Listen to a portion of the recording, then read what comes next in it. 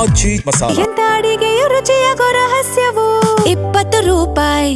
ಸಚಿವ ಜಮೀರ್ ಅಹಮದ್ ಧ್ವಜಾರೋಹಣಕ್ಕೆ ಗೈರಾದ ವಿಚಾರವಾಗಿ ಜಮೀರ್ ಉದ್ದೇಶಪೂರ್ವಕವಾಗಿ ಹೀಗೆ ಮಾಡಿದ್ದಾರೆ ಅಂತ ಹೇಳಿ ಸಚಿವ ಜಮೀರ್ ವಿರುದ್ಧ ಶಾಸಕ ಯತ್ನಾಳ್ ವಾಗ್ದಾಳಿಯನ್ನ ನಡೆಸಿದ್ದಾರೆ.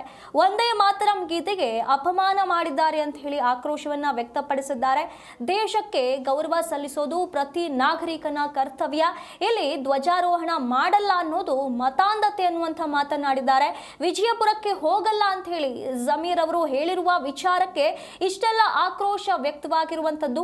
ಸಿಎಂ ಡಿ.ಕೆ. ಶಿವಕುಮಾರ್ಗೆ ಪತ್ರ ಬರೆದು ತಿಳಿಸಿದಂತ ವಿಚಾರವಾಗಿ ಈ ರೀತಿಯಾಗಿ ಯತ್ನಾಳ್ ಅವರು ಪ್ರತಿಕ್ರಿಯೆಯನ್ನ ನೀಡಿರುವಂತದ್ದು. ಇದು ದೇಶಕ್ಕೆ ಅಗೌರವವನ್ನ ನೀಡ್ತಾ ಇರುವಂತದ್ದು. ಒಂದೇ ಮಾತರಂ ಗೀತೆಗೆ ಅಪಮಾನ ಮಾಡಿದ್ದಾರೆ ಅನ್ನುವಂಥ ಮಾತುಗಳನ್ನ ಇಲ್ಲಿ ಏನು ಶಾಸಕರಾದಂಥ ಯತ್ನಾಳ್ ಅವರು ಹೇಳಿರುವಂತದ್ದು. ಮಾತರಂ ಗೀತೆಯನ್ನು ಹಾಡಬೇಕಾಗ್ತದೆ, ಒಂದೇ ಮಾತರಮಕ್ಕೆ ಅಪಮಾನ ಮಾಡಲಿಕ್ಕೆ.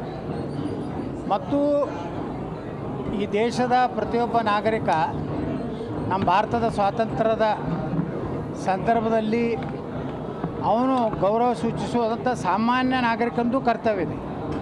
ಒಬ್ಬ ಕರ್ನಾಟಕ ವಿಧಾನಸಭೆಯ ಶಾಸಕನಾಗಿ ಸಚಿವನಾಗಿ ಭಾರತದ ಸಂವಿಧಾನದ ಅಡಿಯಲ್ಲಿ ಕೆಲಸ ಮಾಡುವಂಥ ಒಬ್ಬ ಸಚಿವ ಇವತ್ತು ತಕ್ಷಣ ನನಗೆ ನಾನು ಧ್ವಜಾರೋಹಣ ಮಾಡುವುದಿಲ್ಲ, ನಾನು ಒಂದೇ ಮಾತ್ರ ಹಾಡುವುದಿಲ್ಲ ಅನ್ನೋಂಥ ಉದ್ದೇಶದಿಂದ ಒಬ್ಬ ಮತಾಂಧ ವ್ಯಕ್ತಿ ಅನ್ನೋಂಥದ್ದು ಪ್ರೂವ್ ಆಗಿದೆ. ಅದಕ್ಕೆ ಡಿ.ಕೆ. ಶಿವಕುಮಾರ್ ಅವ್ರಿಗೆ ಏನಾದರೂ ಈ ದೇಶದ ಸಂವಿಧಾನ ಮತ್ತು ಈ ದೇಶದ ರಾಷ್ಟ್ರಧ್ವಜ ರಾಷ್ಟ್ರಗೀತೆ ಬಗ್ಗೆ ಗೌರವ ಇದ್ದರೆ ತಕ್ಷಣ ಸಚಿವ ಸಂಪುಟದಿಂದ ವಜಾ ಮಾಡಬೇಕು. ಯಾಕಂದರೆ ಇದು ಕೆಟ್ಟ ಚಾಳಿ ಬೆಳೀತದೆ.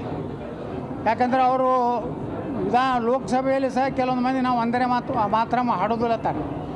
ಮತ್ತು ಯಾರು ಒಂದೇ ಮಾತ್ರ ಹಾಡೋದಿಲ್ಲ, ಯಾರು ರಾಷ್ಟ್ರಕ್ಕೆ ಧ್ವಜಕ್ಕೆ ಗೌರವ ಕೊಡೋದಿಲ್ಲ, ಅವ್ರನ್ನ ಅವರ ಶಾಸಕ ಸ್ಥಾನ ಮಂತ್ರಿ ಸ್ಥಾನದಿಂದ ವಜಾ ಮಾಡಬೇಕು. ಸಂವಿಧಾನದಲ್ಲಿ ಒಂದು ಬದಲಾವಣೆ ತರಬೇಕು. ಡಾಕ್ಟರ್ ಬಾಬಾ ಸಾಹೇಬ್ ಅಂಬೇಡ್ಕರ್ ಬರೆದಂಥ ಸಂವಿಧಾನದಲ್ಲಿ ಅಪಮಾನ ಮಾಡಿದ್ರೆ ಅವರ ಶಾಸಕ ಸ್ಥಾನ ಮತ್ತು ಜೀವಾವಧಿಯವರೆಗೆ ಯಾವುದೇ ಚುನಾವಣೆಗೆ ಸ್ಪರ್ಧೆ ಮಾಡದಂಥ ಒಂದು ಸಂವಿಧಾನ ತಿದ್ದುಪಡಿ ಅವಶ್ಯ ಇದೆ ಈ ಜಮೀರ್ ಅಹಮದ್ ಖಾನ್ ಪ್ರಕರಣದಿಂದ ಅಂತ ಅನ್ನಿಸ್ತದೆ. ಮಾತ್ರ ಗೀತೆ